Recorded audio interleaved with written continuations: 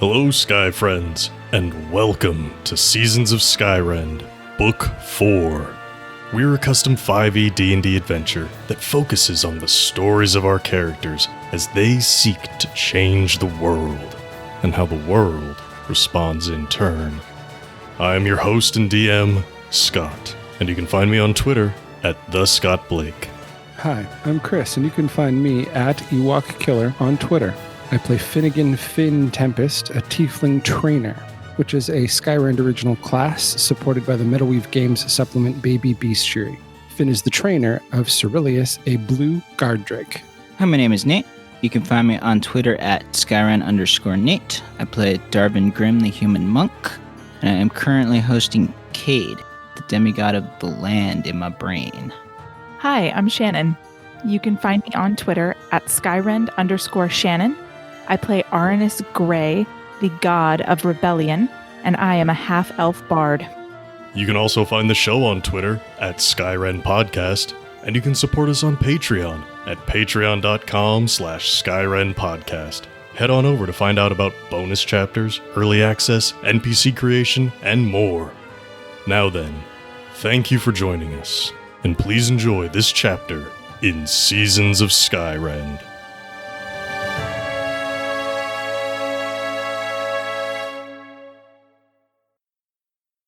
Darvin, Arannis, and Finnigan. Since arriving at the Church of Koram in Libera, you have made it clear that peaceful negotiations would not be possible. Whether it was with Malcius or with General Nils Verages and his Way of Obligate Mortality following, all disagreements have led to violence. Outside of the initial attack, Malcius had no one to further protect him. It is little wonder that he met a bloody end. Nils, on the other hand, has had sustained support from his loyal compatriots. Even though his allies were slain in battle, others are still willing to fight alongside him.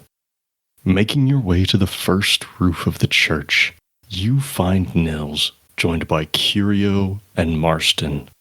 Like their fallen comrades, they have also replaced some of their body parts with animal replacements. Curio with tendril arms, and Marston with grasshopper legs. If Nils has any replacements, they have yet to be revealed.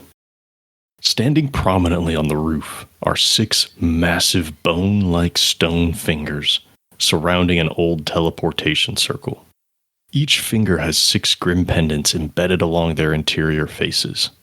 What exactly Nils intends to do with this remains to be seen. He boasts of achieving what Koram and the conscription either could not or would not. Previous attempts provided unexpected yet hopeful results. But Nils believes that Darvin's body will be the key to true success. As the tensions rise, Nils reveals a short sword made of the 2 missing bones from Darvin's lower leg. Metal wires wrap around the length of the bones, both reinforcing and sharpening the makeshift blade. He and his allies stand ready to enact their grand plan, with or without your cooperation. Nils directs the bone sword at Darvin before turning it to the floor, saying, "Darvin, this is your final chance to join the right side. We would prefer your cooperation, but we will resort to force if necessary. Aid us now and be hailed as a conduit of the god of death, or be forever scorned as a blasphemer. The choice is yours." Could say the same thing. Except, I don't think you would see it, so never mind.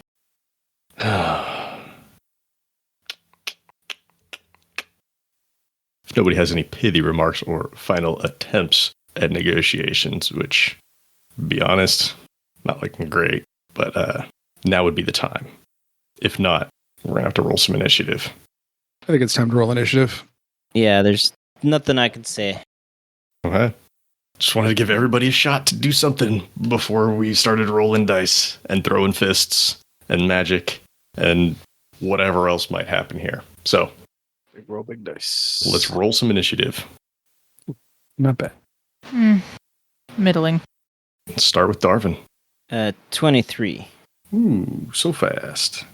Arannis, 14. not so fast. Finnigan, 12. 12. And I suppose I should roll the die here for Nils and the gang. Eee. You like to see it. You like to see it. Well, Darvin, you are the first to act. Nils has just made one final attempt at persuading you to join him. Doesn't seem like that's going to be the case. So, what are you going to do? He's in range of me, right? He is, as are his two allies, Curio and Marston. I'm gonna go big. Start by targeting the main dude. All right. Let's get it done. First attack leg sword is a 28 That hits. for 9 damage. Alrighty. And second leg sword, 18. An 18 is not gonna hit. Okay. Oh, shit. Well, he is the boss. Yeah, I guess that's right. Then we're just gonna throw a punch. Just gonna throw a punch. Alright, just a punch. Ooh, a crit though. Nice. Crit on my punch. Let's see how much damage I can do on a punch. Heck yeah. Punch him. I rolled. You don't want to know what I rolled. It's a 7. I rolled Total? 2 ones. I rolled Snake 2 eyes? ones. Oh, no. Oof. This is why I hate the rules for crits in this edition. Because you can roll minimum damage. Yeah, I kind of miss the max damage on crits. Oof. That's my turn. That is your turn. And unfortunately, Nils, Marston, and Curio are up right after you. So, whew boy. Curio. Curio is the shape changer with tendril arms. And Darvin, you're about to get very familiar with these tendril arms. These are not octopus or squid. These are jellyfish tendrils. Oh, no. And it's just going to lash at you like a whipping action. Let's get a couple of hits in. Well, that 3 on the die is probably not going to hit. Let's see, this other one's a little higher, maybe. Let me see what their attack bonus is. Does a 16 hit. No. All right. Well, then they're just going to try to give you a swift kick in the shins. No, that was lower. Nothing above a 10 from Curio. So there's a couple of whoosh, whoosh, and then a kick. You manage to dodge out all of that. And then Marston, dude, the grasshopper legs, is going to do a quick little hop. Just boom. Can hop quite well. Nice little jumping action. And as he lands, he's just going to try to punch you in the head. There we go. This one will probably hit. How about a 22? Yeah. Okay. And because of their goal here, Darvin, Marston is going to use Stunning Strike in an attempt to stun you. So please make a Constitution saving throw. I'm going to figure out the damage here for this attack. Okay. Say 14. Oh, no. That is not going to be good enough, my friend. You are stunned, which means you're incapacitated. Can't move, can only speak falteringly. You'll automatically fail strength and dex saving throws, and attack rolls against you have advantage. It's just till the end of their next turn, but it's something. Yep. All right. Yeah. You're stunned. He doesn't need to get a couple more shots in. So what he's going to do, he's going to use the rest of his movement to turn and just hop over right next to the teleportation circle with the bone fingers. He turns and just faces towards Arannis and Finnigan and Cyril. Because Nils, with his action, Darvin, since you're stunned, he's just going to grab you. Damn it. And he's going to pick you up and he's going to just charge forward into that teleportation circle. Just drop you right into it. Arannis, what would you like to do? Darvin charged forward and now he is in the place that Nils wants him. Oof. Bad move. Don't recommend it. No, I mean, it was your move. It's what you should have done. So, like, you didn't, you know. Raising the stakes immediately. I love it. We got there fast. Yeah. Just means it just my calculus a little bit. Mm-hmm. Oh, just to be clear, Nils is also still in that teleportation circle with Darvin. Did not have enough extra to get himself out. Okay. No, we haven't really talked about it, but can I tell just by looking at him what race he is?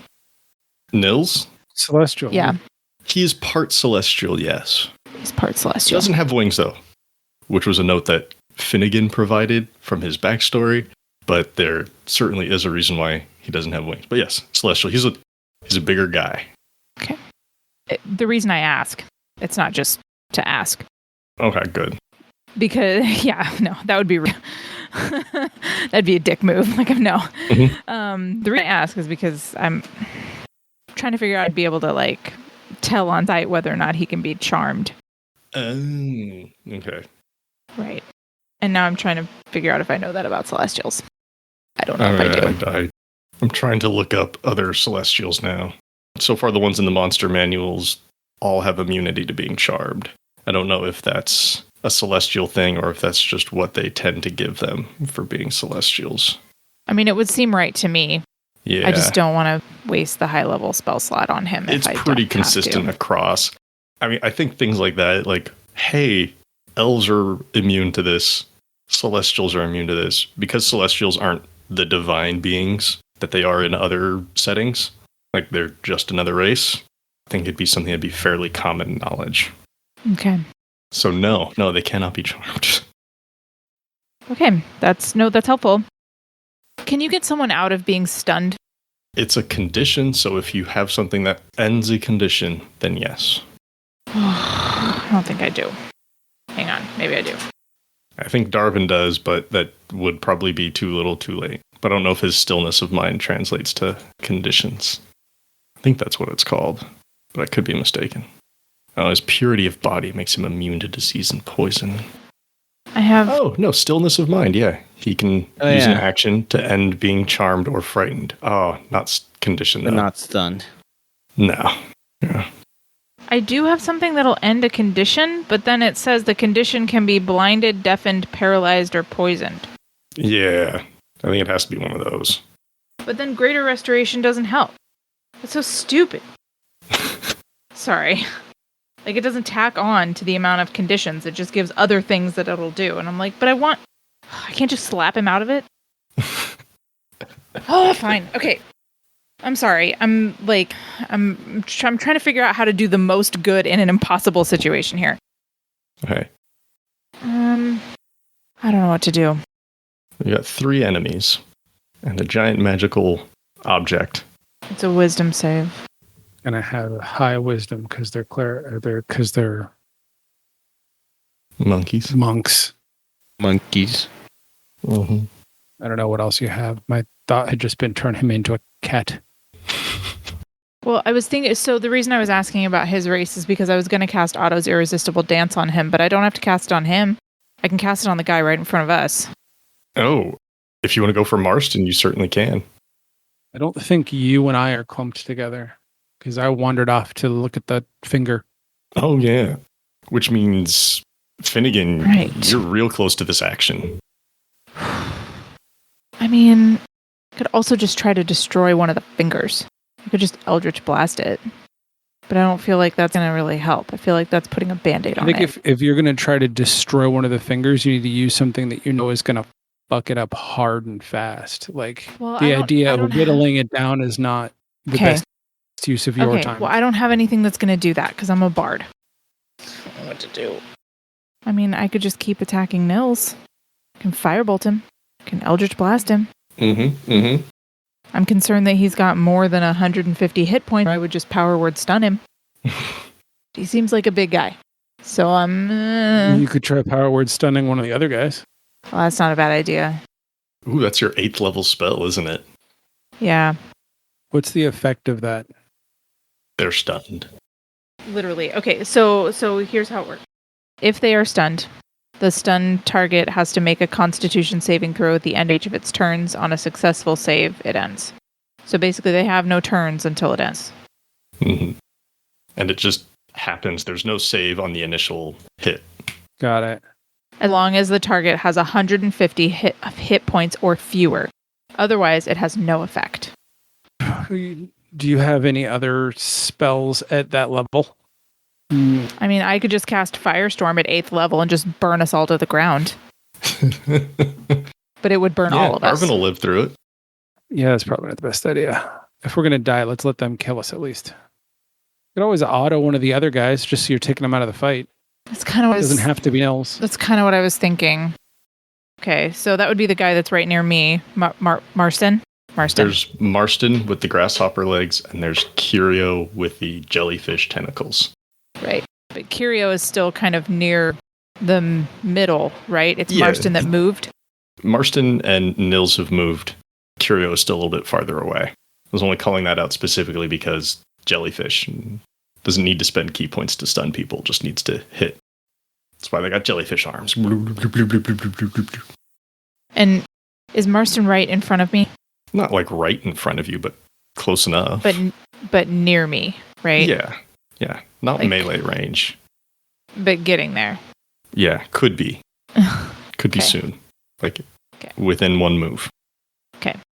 And again, not to be rude or terrible, but besides the grasshopper legs, can I tell his race? Yes. Human. It's human with grasshopper legs. Okay. Thank you. So there's no reason to think that charming wouldn't work on him. Okay, that's what I'm going to do. Okay. I'm going to look straight at this dude grasshopper who's just like hippity hopped his way over here. Mm-hmm. And just say, I wonder what those legs can do. And can cast auto-resistible dance. Okay. I know he doesn't get a save against this right away. Nope. Grasshopper legs just dancing and capering in place. Using all of his movement to dance without leaving in space. Disadvantage on dexterity saving throws and attack rolls. While affected, other creatures have advantage on attack rolls against it. As an action, has to make a wisdom saving throw. That's the... spending an action. Okay, cool. In which case then, yeah, it's successful. Marston is dancing. It's a very tap dance, soft shoe type dance, but he's going for it. And now he looks particularly cross at you, Arannis, because no, that's not what today's about. Oh, once he's dancing, can I use all of my movement to get like as far away from him as I can? Yeah, you can retreat to the back end. I don't know exactly. I'm like, I don't know where there is to go, but you all came up to the roof through a set of stairs down below from the lower floor. Those stairs just kind of came up in a little alcove. There wasn't really anything at the top of the stairs, not like a room or anything, just like, roof access stairs. Across the roof from where you came in is where the snow and the ice still remains on top of the building. And they were more on that side, Nils and his crew. So if you back up, you're approaching the front side of the church, which is still dug out of the ice and snow. Okay. And you can hear the city behind you.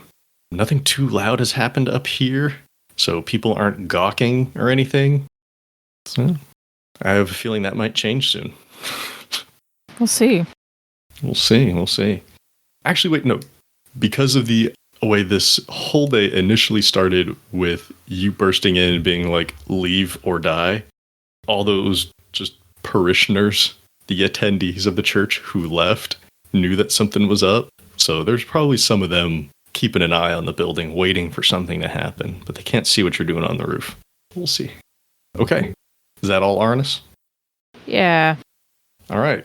Finnigan, you're very close to a dancing Marston, stunned Darvin, and General Nils. Okay. Given that I did wander off, how close am I to all these people? I would say you're no closer than 10 feet, but it depends on how close you got to the teleportation circle itself. We can stretch that out totally like 10 to 30 feet. I like exactly where that is because it gives me lots of options. Okay. My first question, can I cast Dispel Magic on the teleportation circle? That's a good question. I looked at both the spell for teleportation circle and the spell magic, and I don't see why I can't, because it is would be either considered an object or a magical effect or a spell, but it's your call. Yeah. Let me look at teleportation circle. Because the spell is like the field version. I'm not sure how mechanically it differs when there's like, no, this is our Stargate, basically. Mm-hmm. Okay, well, it looks like the immediate things that I'm seeing in terms of other people asking that very same question or similar question varies, because Dispel Magic works on anything that's not a duration of instantaneous. And teleportation circles obviously aren't instantaneous, but the whole it being considered permanent is where people start getting into, well, this is what I would do. Mm-hmm. Let's see, how do we want this to work? Because I think a casting of Dispel Magic to turn off a permanent teleportation circle is kind of lame. Because we're talking a 3rd level spell working against a 5th level spell that was cast in the same place every day for a year. So let's see. For each spell of 4th level or higher, ability check, DC 10 plus the spell's level. Successful check the spell ends. There's a lot of Darvin pendants in there, but those aren't really to enhance the teleportation. They're for something else. Or sorry, they're not for the act of teleportation, like turning on teleportation. They're for a different part of it. Scott, never mind. I'll do something else. I was going to say you could use it to increase the difficulty of them using it, but I'm worried about, like, my main worry about that is I've got another plan. Don't worry about it. It's fine. Okay. What do you want to do? Well, I've got part of a plan. Give me a second. Okay. Well, then I will continue opining. My main concern is I know what their success looks like and I know what their failure looks like. So just increasing the odds of them failing at what they're trying to do with a Darvin is like more dangerous for everybody. I'd be happy with that, but kind of sends it from a win-lose scenario to a lose-lose scenario. A win-lose-lose. Well, I'm pretty sure at this point it's a lose scenario. I don't see us coming out of this one alive, but we'll try. Okay. I'm going to do something we haven't done yet. Okay. And I'm going to cast Yoru's Breath on Cyril. So I'm going to use level 2 spell slot to do that.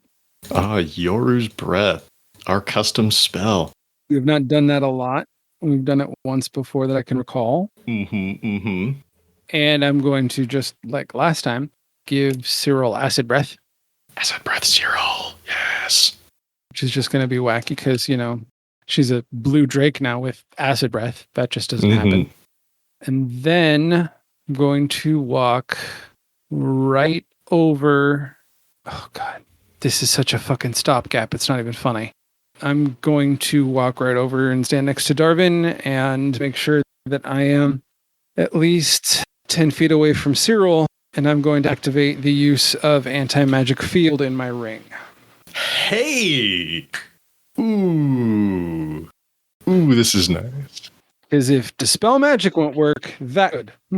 Yeah, I think an anti-magic field is great. Until I get punched. Nice. Because this is a constant field, whereas Dispel Magic is just like a one thing.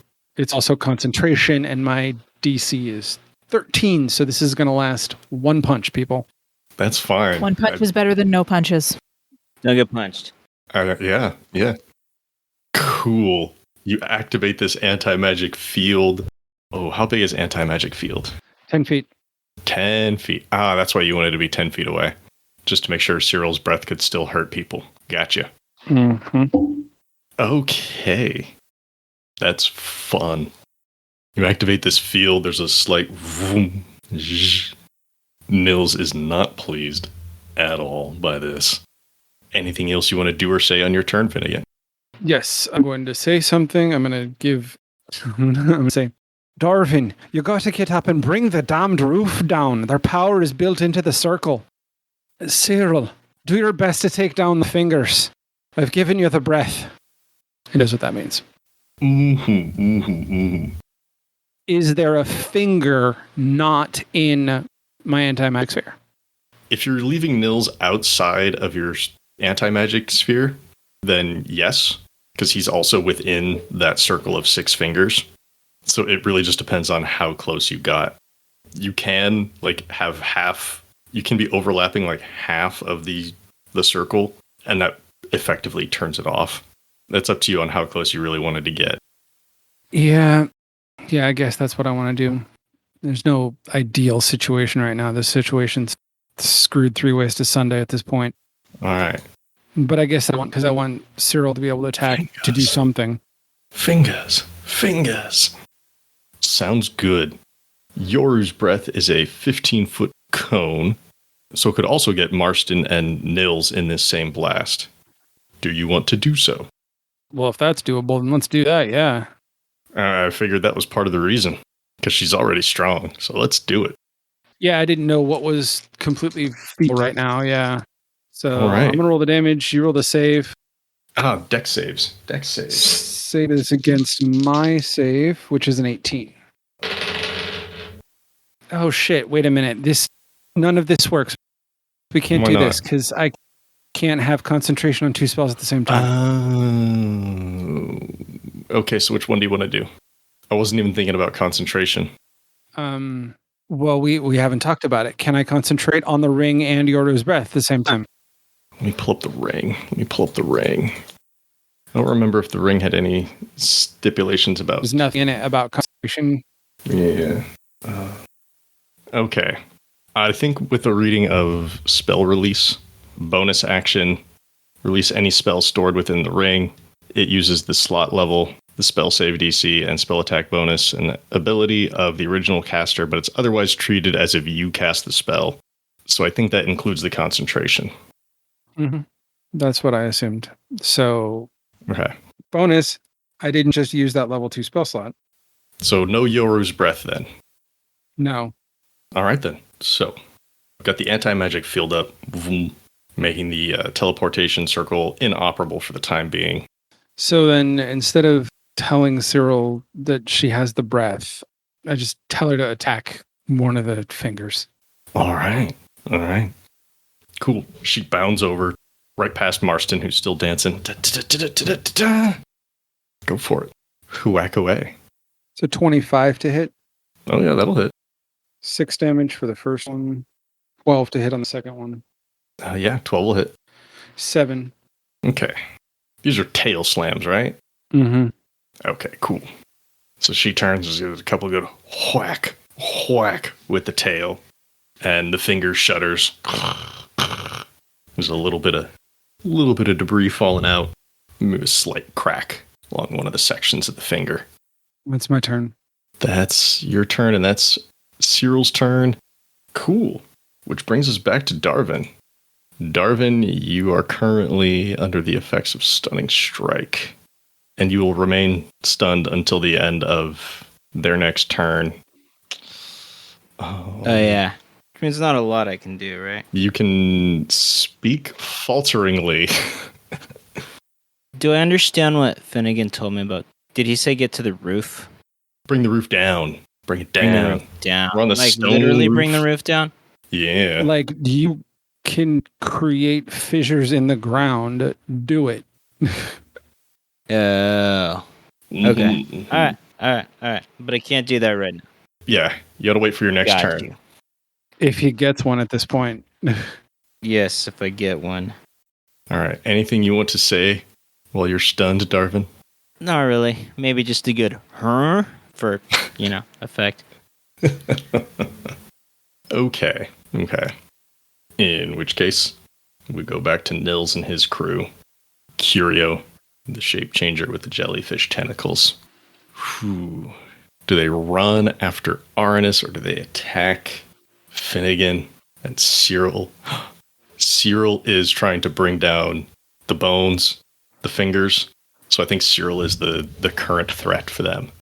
Curio is going to rush over and lash out at Cyril with whoosh, whoosh, 2 jellyfish strikes. Well, that's a crit fail on one of the die. Yeah. And that one's a little bit better. 16 on the second hit. That'll tie. All right. Go ahead and have Cyril make a Constitution saving throw. That is a 22. Okay. Not stunned, but will take 12 points of damage. And then they are just going to try to kick Cyril. Ugh. Right in the ribs. Yeah, that'll hit. That's a 26. Yeah, that'll hit. Hey, for max damage, that's 13 bludgeoning. They rush up and they're like, "Stop it, you filthy beast!" Ugh. Gross. That was out loud. You hear them from way over. No, yeah, you can hear them from way over there. Curio's not trying to be silent about it. This isn't a whispered insult. I literally shout gross.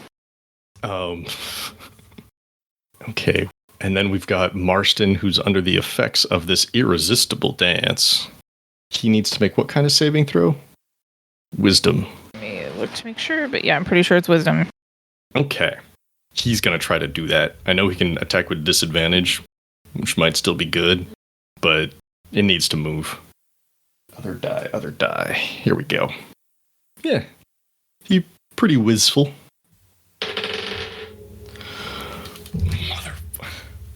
Let's roll another crit fail. Oh, thank God. Different die. Another crit fail. Still dancing away. We like that. Everything else is going shitty, so we like that. Is there anything else it can do? I mean, can't take any of its bonus actions without actually being able to take an attack action. So, no. Marston continues dancing away, looking pissed. And then we've got Nils, and oh man, this is good stuff. Finnigan, the source of Nils's defeat and shame. You've brought yourself closer. So Nils, after unhanding Darvin, turns to you and approaches. Ah, Finnigan, I've been waiting for this chance. After what you did to me and my crew, I've been waiting for a chance to bring you to justice. And he's going to lunge at you with this Darvin leg sword. Please remember, it is no longer magical. It is no longer magical, which is a shame because it's got cool magical effects on it. But right now it's just a short sword. He's looking at Finnigan. Oh yeah, he's lunging at Finnigan. Will you give me numbers and die, please? Oh, sure. Oh, no, you can't do that. I'm in an anti-magic field. Oh. Unless you use a divine charge, you can't do that. It's true. That's true. That's bardic magic. It's centered on him, yeah. Okay. But if you want to do it, you can use a divine charge to get through the anti-magic field, because godly magic can be cast in an anti-magic field. Yeah, I think we've done that before. Well, why don't you call numbers? Because who knows what's going to happen. Yeah. Call numbers and then we'll make the decision. Oh, he's going to hit me. There's a very good chance he's going to... There's no point in me doing it. Well, let me roll dice first, all right? Let's roll some dice. Let's do the dice thing. He lunges at Finnigan.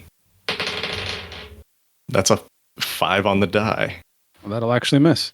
Well, there's still a bonus. What is your 14? I don't know. I'm just thinking it's not a guaranteed save. You could roll the 1 and not help. Don't spend a god point to roll a 1. Okay. In which case, yeah, that's going to hit. If your AC is a 14, he's going to stab you real good. And it's just a short sword attack. This time. Which is a monk weapon, but that's going to come out to 13 points of damage. Now for my constitution save, I have to beat the 13, right? 10 or half of the damage, whichever is higher, so just 10. Fucking A. Oh no, I tie. Oh, then it works. Then you maintain concentration. Just barely. Hold on to it. He's going to try to stab you again. Yeah. If it weren't for the concentration on the spell, I'd just be rolling all these at once, but yeah. Oh, that is considerably higher. That's a 13 on the die. Yeah, roll your damage. That's going to hit.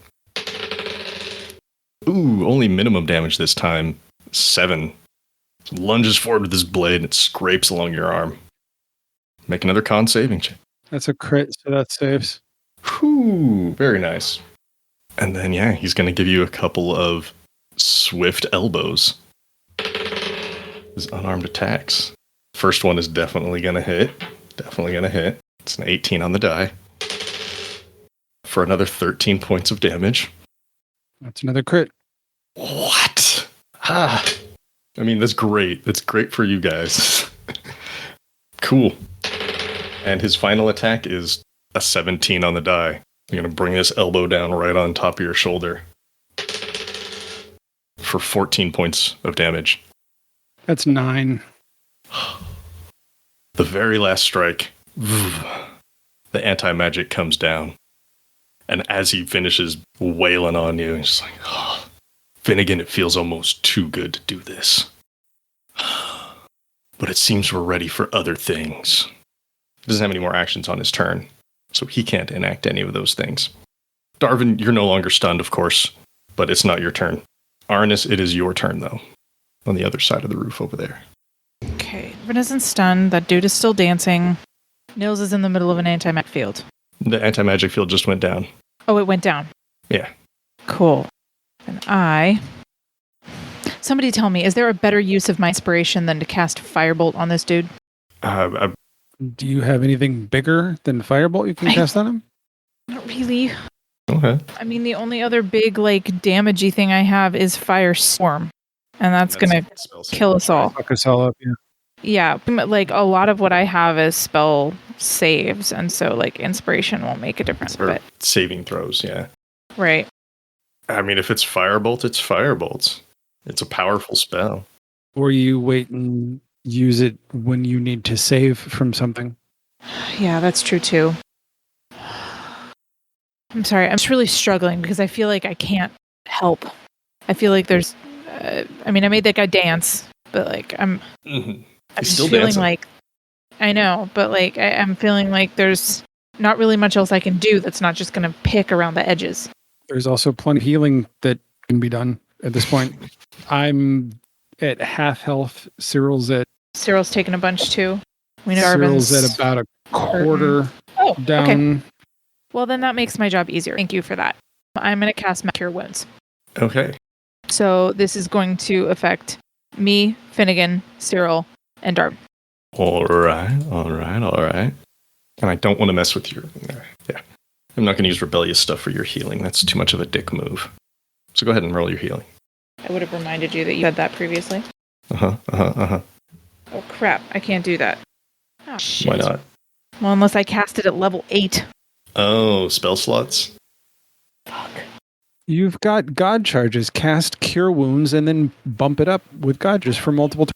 Okay, I have 2. What is that going to get me? That'll get you 3 targets. Well, then I cast it on everybody but myself.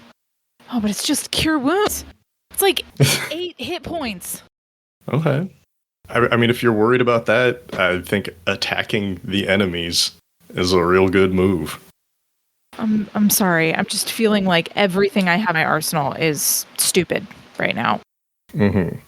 Nothing is helpful. Mass Cure Wounds, when you're casting it at 8th level, you're also increasing the number of dice that you're using. That would be an extra 3d8. So it'd be 6d8 plus your mod for health. It wouldn't be wasted. It would still be granting more health. Okay. I'm gonna, well, why don't I do that then? Screw it. Okay. So this is Mass Cure Wounds at level 8? That is correct. Okay. How much health is everybody getting back? 34. 34 health back to everybody. And that includes your spellcasting mod, yes. Right? Okay. Yes, it does. Very nice. I'm sure Cyril and Finnigan and Darvin are very appreciative, since they are in the middle of it all.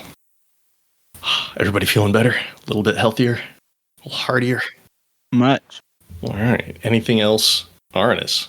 No, I think that's it. All right. Finnigan, Nils has just really laid into you. We're standing right there in front of you now. What do you want to do? Well, he's so kindly standing in front of me. Mm-hmm.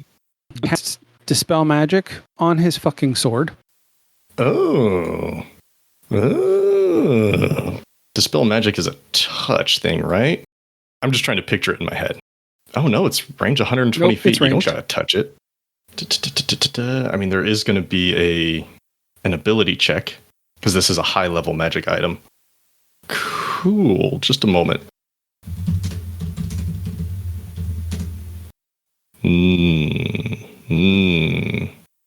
All right. Well, I'm looking more on Dispel Magic and how it affects magic items. There seems to be some folks saying that it only works on the magical effects produced by the item and not the item itself, but I don't know if I like that. Can permanent magical effects be dispelled? If it's permanent, it can be dispelled unless description says otherwise, such as in Wall of Stone. No effect on racial abilities, such as Vampire's Charm or Druid's Wild Shape. I guess this might be class as well. I don't understand why I wouldn't be able to cast it on the sword. I know. I think it should be at least something you can attempt. I mean, it's a magic item. Yeah, it's a magic item. I'm just going through and seeing if the Sage Advice has anything particular about it. Okay, yeah, it's a magic item. Cool. Yeah, there's some people who are like, no, it's a permanent magical thing. It's not a spell. And I'm like, well, it works on effects too. And there's always a chance that it could fail. Let me just pull up Darvin. Where is it? The Grim Bone Sword is what it is called. It currently has how many magical effects? It has 4 magical effects. So, okay, some big checks. Yeah, based on how well you do on your ability check, we'll see how many of that gets wiped out, if any. Sound good? Are you going to make me do 1 check for all of them? No, this will just be 1 roll, because Dispel Magic is make an ability check. So, well, but it says for each spell of 4th level higher, I'll get make an ability check. So, for each spell level higher, it could be read either way. Ah, I see. Sorry, I hadn't read that part. Yeah, we can treat each of those 4 things as spells, effects. Yeah, let's do it. This is an action, and you reach out to dispel this sword in his hand, to dispel the effects on this sword in his hand. I guess technically there's a 5th one, but that's just the thing that connects it to Darvin, and that's not something you could dispel. But all the things that have been done to it. Yeah. Let's go ahead. Make 4 spellcasting ability checks. Just want to make sure I've got my correct bonus. Okay, here we go. Number 1. Mm-hmm. I'm guessing it's a good bonus. Just go down the line here. Well, it's the first one. Second one is 19. Okay. Third is 23. I like this trajectory. And the last one's 8. Oh. Okay. 2 of these effects are going to be dispelled. I guess it makes the most sense just to go in order of how they're listed on the item card that I have here. My apologies in advance to Darvin that his fancy leg sword, bone sword, is less good than it was a moment ago. So let me just see which 2 are those. Still get the first and the last, so it's maintaining its numerical bonus and its fancy other thing that it does, which you'll find out once you actually get hit with it. I'll tell you everything that it had once I actually get to use it. Cool. But cool. That was harsh, man. Yeah, and then I'm going to look him straight in the eye, hold my fist up like I'm going to punch him, and then I'm going to punch the ground with my ringed fist and cast Destructive Wave. Alrighty then, buddy. I forgot that you got that in there. Oh yeah, that's been sitting in there for a while. It's a DC save of 18 Constitution, and I'm going to... It's 30 feet, so I'm going to prevent my allies and myself from having to make that save. They're safe. Oh, that's right. It's each creature you choose. Or take 5d6 thunder, as well as 5d6 radiant or necrotic. Okay. And be knocked prone. Or half damage and knocked prone. All right. Cool. I need to make 3 Constitution saving throws. And remember, one of them is dancing. I know. Let me pull up auto real fast. Has disadvantage on dexterity saving throws, so I don't think that's going to affect Constitution. Okay, I need 3 dice. Well, the dancing guy failed hard. There was a 2 on the die. Poor Marston. He did one cool thing and then just fuck that guy. Nils, however, got a 19 on the die. Of course. Curio, only a 16. Well, and Nils, because he's a monk, is likely not going to take any damage. That's only for dex saving throws, remember. It's not for anything with the saving throw. Oh, yeah, that's right. Okay. Okay, so my thunder damage, 19, 19. And the radiant 19. damage that's following up, Okay. 16. And 16. All right, thank you for giving me those separately. So those get halved for Nils into 9 and 8. But the other 2 take 35 right off the top and fall prone. This awesome destructive wave just bursts out from the center of this teleportation circle. Nils stumbles a bit, keeps himself upright. Curio falls down. Marston falls down, legs still dancing in the air, because Arannis is a jerk. Arannis did what he had to do. I'm not saying you didn't. I'm just saying this guy is prone on the ground and is still kicking. Very nice, Finnigan. Mm-hmm. Anything else you'd like to do? That's my turn. Okay. What about Cyril? Cyril... Cyril has Curio right next to her, who's prone on the ground now. And is going to turn around and try and whack him. And he's prone, so she gets advantage, right? Yes, they are prone. Curio is the shape changer. Got it. Yes, I'm sorry. Yeah, advantage. Ooh, that is an 18 on the die. That'll hit. 9 damage. Okay. And that's a crit. All right. Big money. Big money right here. Curio's having a bad day. Ooh, nice. That's max damage on 1 die. And 17 total. Hui. All right. Very nice. Couple of hard tail slams right into Curio's midsection.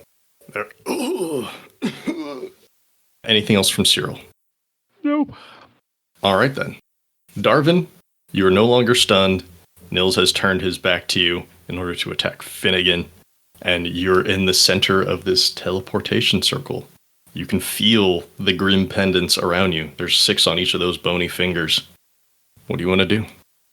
I would like to follow Finnegan's advice and spend a god point or 2 and see if I can't make some earthquakes and fissures and roof cavings and stuff happen.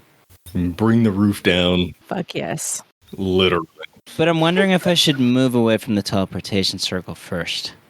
No, you should crack that shit in half. Like an egg. All right. I guess with the circle at the center if possible. Yeah, you can certainly just bust right in the middle. We'll see what we'll see what the effect is. Also prefer to damage my friends as little as possible and the enemies as much as possible, you know? Finnigan is in the circle right now, so... It's all good, man. Don't worry about Finnigan. He told you to do it. All right. Okay. Where is it? Fissures. As an action, you can spend Divine Charge to empower a strike that can open a fissure. When you do so, you create a fissure up to 50 feet long, 10 feet wide, and 1d10 times 10 feet deep. You're on a roof, so don't worry about depth so much. I will say if you do choose to increase the depth, it will just fall harder. So maybe it doesn't just crash down to the floor below you. Maybe it just keeps crashing down. Oh, further down.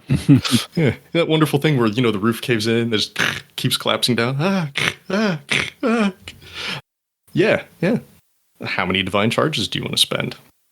Well, I guess we could spend 3, make sure they take some good damage. The damage will mostly be just from the fall. You opening up the fissure doesn't hurt anybody. And me increasing the fall speed doesn't really either, right? I mean, if you fall down to the basement, that means you're all falling like potentially 40, 50 feet. No, more, it's because not good for the rest of us. The main room is quite tall. If you fall all the way back down to like the main hall where that huge statue of Koram is, I think that alone is going to see. There was this floor, there was one more floor, then there was another floor, so it's going to be at least like 60, 70 feet that you're falling if you go all the way down there, which is really cool, but it might hurt some people. What I'm hearing is, yeah, I probably only want to spend 1 on this then. Okay. Right? Okay. Because I'm not going to get much better by spending more than 1. What's the width on it when you do 1? Or the radius? 10 feet wide. It's 50 feet long, 10 feet wide. Do I need a wider radius than that? You can make it wider if you want. You can choose to take in more of the roof. Yeah, I mean, strategically, you want to take as much of it down as you can. So going deep isn't what you want. You want to go wide. Yeah. Okay, could I spend a total of 3 key points then to take more width? Yeah. We can increase that by 10 feet and for each charge. So make for a total of 30 feet wide. You're going to be bringing down a lot of this roof. That will be you and Finnigan and Cyril and all 3 of these enemies.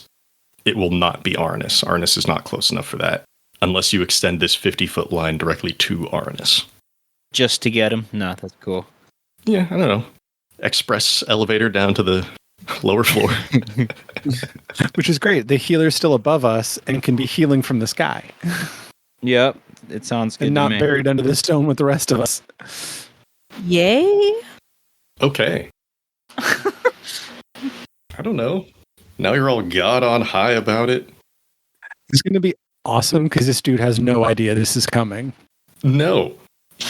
No idea Darvin can do this. This is pretty cool. Nils knows all about... Well, Nils knows as much about your connection to Koram as probably anybody does. But your connection to Cade? Nah, he doesn't know nothing about your connection to Cade. So you're punching right into the center of the teleportation circle then, huh? Punching into the center. Just like Finnigan did. I think at first, Nils is bracing himself and expecting a very similar effect. Like, oh, another destructive wave? Shit, I wasn't expecting that. And then the whole roof just starts to shake. As you punch down into the center, you feel the connection between you and Cade and the stone.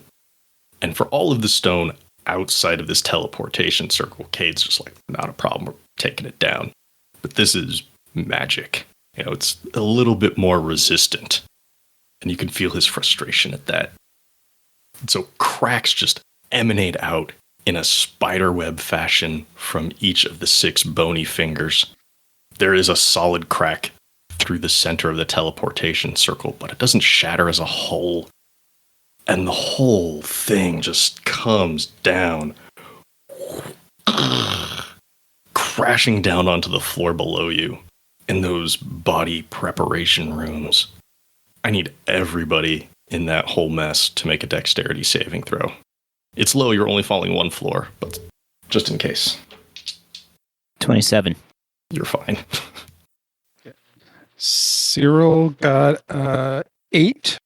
Okay. And Finnigan got a 14. All right. Rolling for our prone friends now.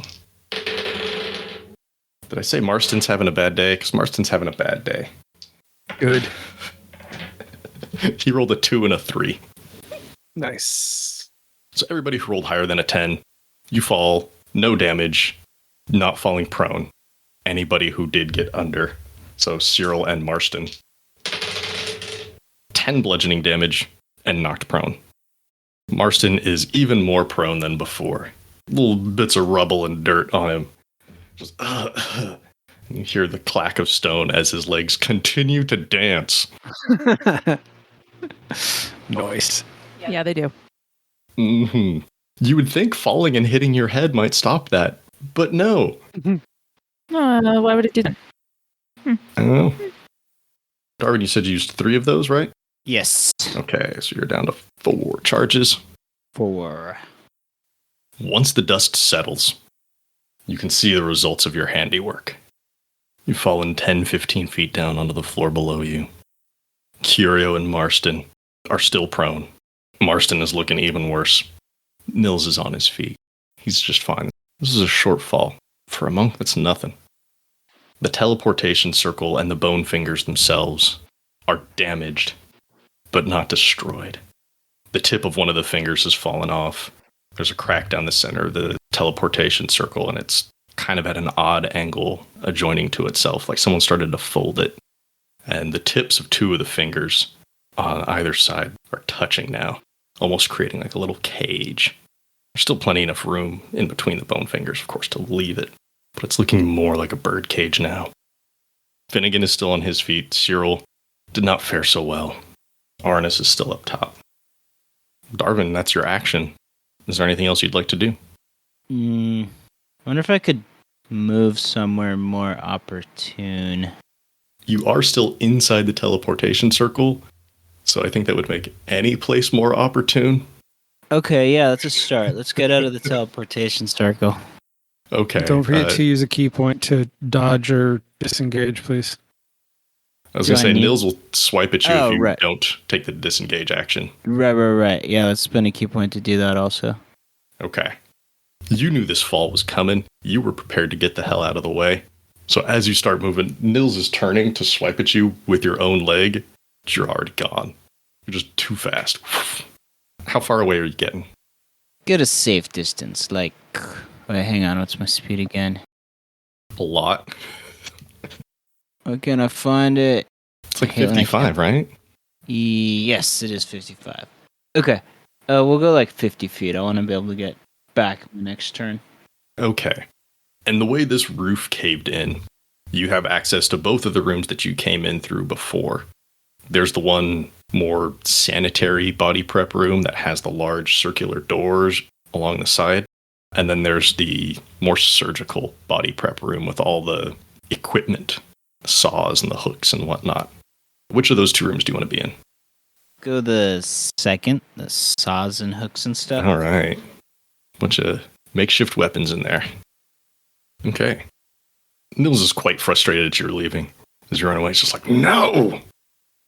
Anything else you want to do, Darvin? Or say? Nope, that's it. Okay. Nils and the gang's turn. Curio sees you way over there and is just going to charge their speed, getting in between. No, they're going to dash. They're just going to run all the way up to you. If they had a hand, this is where they'd put it on your shoulder, but they reach out with their tentacles just in a motioning way. This isn't an attack. They don't have enough left to attack, but they reach out with their tentacles. Darvin, you don't understand. We need you. Get back in there. It's less pleading and more demanding, but there is a sense of urgency. Marston needs to try to save. Wisdom saving throw. Oh, this might do it. Hey, Arannis. This is wisdom, right? Yeah. Does a 20 pass? Damn. Yeah. The dancing stops. They push themselves up, dust themselves off a little bit, shake out the grasshopper legs. That's all they can really do on their turn. They're happy where they're at physically. And you locked him down for a really good amount of time there. Oh, yeah. I had to do something. If he had more movement, he would just leap up to the roof, but doesn't. And then it's Nils. Before he acts, he says, Darvin, you should have stayed put. This would have been much safer had you done so. He's going to kneel down, place his hands on the ground, and he's going to attempt to activate this now damaged teleportation circle. So it's going to be a rough bit of it. It won't be as assured a success as it would have been before this. You said he's kneeling? Yeah, he's kneeling. Cool. He's like 8 feet tall, so he's not like super low to you, but he is now more eye level with you. But yeah, he's kneeling. He wants to touch the ground. He's got to do that. Touches the ground, and you can see Finnigan, you can see a flicker of magic illuminate the runes. It's kind of crackling a bit in a faltering way. Had the circle been complete and undamaged, this would just light up, but it's flickering. It's crackling. You can see some of that light extend up through the bony fingers, and where those grim pendants are, they begin to glow a little as well. It's this deep purple color. Darvin, the instant that magic hits those grim pendants, you feel a slight pull on your body, as if your body wants to be whole. It's It's not enough to move you, but you can feel that pull, like a weak magnetic attraction. He needs to make a check here since this is damaged now. Not great. And as he does so, Finnigan and Darvin, you can see about 5 feet above the ground in the center of this teleportation circle. There's a small sphere that begins to grow, crackling with that same dark purple energy. Finnigan, it looks just like the Hollow.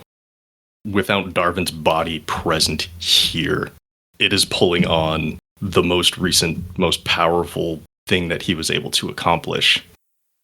Obviously, the Hollow is not Nils's end goal, but he begins to activate this. He turns his head, looks at you, Darvin. If you get back in here, we won't have to worry about what comes out of this. And with that, we'll bring this chapter to a close. But the story will always continue.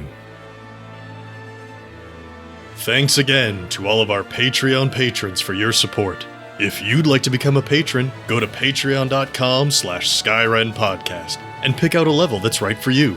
Before we go, I'd like to give special thanks to everyone at the $5 and up tiers. At the $5 City Council level, thank you, Shannon DeMello. At the $10 Mayor level, thank you, Christopher DeMello.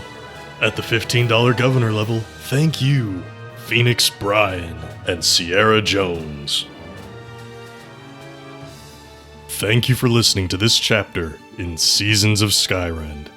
If you like what you heard, please leave us a 5-star rating and review on Apple Podcasts or wherever you find us. If you want to chat, we're on Twitter at Skyrend Podcast. You can join our Discord server, or you can email us at skyrendpodcast@gmail.com. You can also find us online at skyrendpodcast.com. As always, thanks to Daryl Barnes for creating our theme music. You can find them on Twitter at DarylBarnes_. We also want to thank the talented at Gabby_Desu on Twitter for our fantastic podcast art. Thanks again for joining us. We'll see you next time on Seasons of Skyrend.